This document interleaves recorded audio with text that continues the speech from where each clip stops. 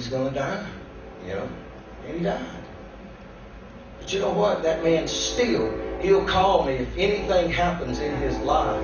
He'll call me up and say, listen, here's what's going on. His wife right now has got cancer, second time that she's battling it. He called me up and he said, look, can you pray? Can you just pray? And I'd say, yes, I'll pray. We'll pray.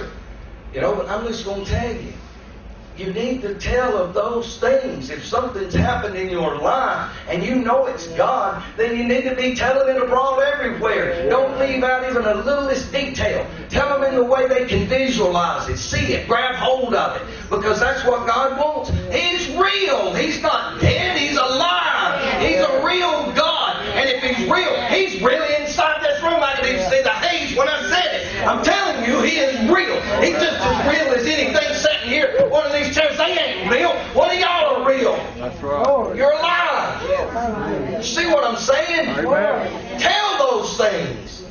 Don't stop. But if the church doesn't tell it, then who will? See, people want to hear what you have. It's true. 5,000 that day heard. Now let me tell you something. You would think, and then I'll go on to where I want to go. You would think, I do that a lot, I think in my head.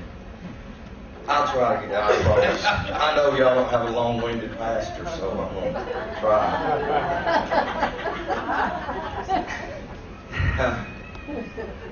Okay, it's that late, huh? I better hurry. Okay, I'm going to try. I got a couple more places to hit. I'm going to try. God willing. I'll get done. Here's what I was going to tell you. If I remember. Yeah, it's disrupted. It is. It can't be mine. That guy that worked with me would go into a house, and when I first hired him, I said, I'm going to tell you something. I don't go back on many repairs because I don't have many. Okay? I try to do a good job first time. I said, but when I go back, if we have a problem, it's your fault. Yeah, he said, okay. We walked in, that lady looked at me and said, look right here, this right here. I said, it's his fault. I told him he needed to do that, and he didn't do it. It can't be mine. Oh my gosh, where was I at? Yeah. But anyway, the dad died, but he'd come to me and he'd ask me and pray with him. And when we did, because, you know, it's an impact. Anything's an impact. See, I'll give you this one and then I'll hush.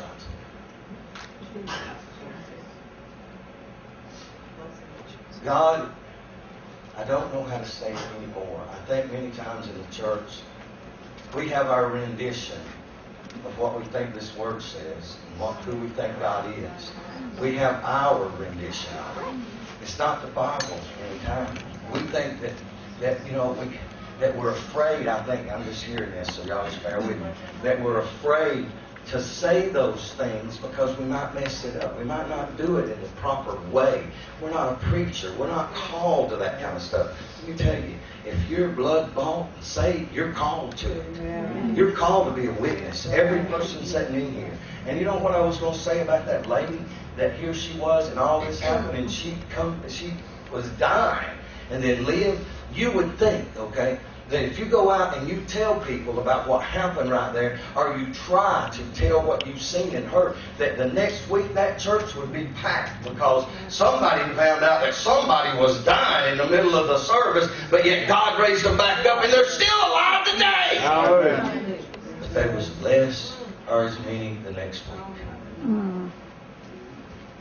See, you got to tell. If you don't tell, you know, don't say, that church we go to, that's a nice church, I like it. What good is that? They don't care. A sinner don't care what you go to or what you have inside the four walls. When it comes to the painting, you know, it's painted well, it's got all this up, and we got sound systems, and we got everything that we need. We got a great praise team. We got a great pack. They don't care. They just want to know, have you got Jesus anywhere? Yeah. I mean, that's all they want to know. Yes. Anyway, I said I'd do it, and I will. November 14th, 2011. I I want you to realize how real God is. And that I ain't no different than you are. And nobody sitting in here no different. We may be at a different place in a calling, but overall, we're still the same. Every person. I was going over to Cumming, Georgia, and I was going to check on a job. I did floor covering. And I went over to a lawyer's office. I came over. It was later on that evening. I had to be there about 5 for 4:30. That's right, 4:30. And I rode my motorcycle over because it's cheaper on gas. Where I live, I'm an hour's drive just to get there. So I bought this and I used it to go over there and back. And I rode over and I went in, got it done, got it all figured up, and I left. Now I've lived in Cumming all my life, pretty much. And I left and I went up the road, and this road that I was taking home went right by the cemetery where my daughter was. So, I don't get over there a lot, and I thought, well, I'm going to stop by the grave for just a minute. And I pulled in, it was starting to get dusk. Outside you could tell. And as I pulled in, it started drizzling rain. And I pulled up and I shined the light out across the plot so I could find it. And I didn't stay long because I felt like, look, it's starting to drizzle. I mean, anybody rode a motorcycle, that takes all the fun out of it. It does, don't it, Steve? You can be just having a great time and it start raining. Oh, no. And it's no fun no more. But it started drizzling and I thought, I better get home because I don't want it to start really raining hard. So I left. I felt like I should have stayed a little longer, but I didn't. So I left. Now, I was wearing all my leathers. I had a full face helmet on, which I didn't normally wear. I hated to wear them. I always told people, I said, if I wreck on a motorcycle, I'm wearing a skull cap halfway home so it'll fly off and I'll die. That's what I said. Most of the time you have one. 95% of them die. They don't live. And I tell people I do it for that reason. I don't want to be broke up. I don't want to be that way. I'd rather just go home, be done with it. But I was riding up the road, about 3 miles up the road, and this lady was in a turning lane, and you got your cars and you got your turning lane. And I was coming this way. And I seen her, rack her wheels, hard left. Getting ready to turn, her hard left. As soon as I seen that, I thought, what are you doing? You shouldn't even be doing nothing. You watch somebody's wheels, you know what they're thinking. It'll tell you every time. And then I got a little closer and I seen her take off. Wheels start to move. And all I thought in my head was 2 times, please don't do that. Please don't do that. That's all I could think.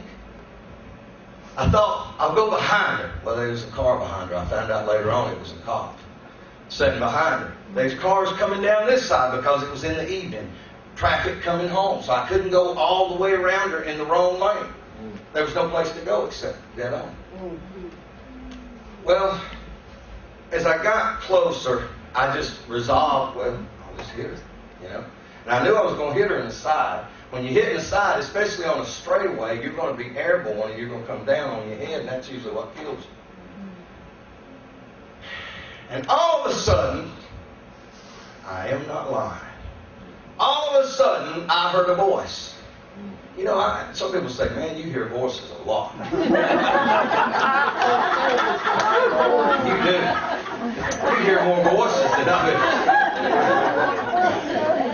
As long as you listen to the one, that's all you got to worry about. Just that one. My sheep know my voice, another they will not follow. I'm telling you, that's what the Word says. And I know it when I hear Him. I hear Him in here, and I hear Him audibly. I know it. I've heard Him many times audibly, but this time He did this. He said, get to the front. And I'm like, I'm just riding. I'm like, what in the world? What are you talking about? And He says it louder, get to the front. And I'm like, what? What are you... I've said this to motorcycle riders, they're like, what in the world are you talking about? I didn't know. And I was in the inside lane, inside of my lane. You can ride in 3 different sections, because you can ride outside, middle, inside. I was in the inside. And all of a sudden, how many knows that the Word says, abide under the shadow of the Almighty? Amen.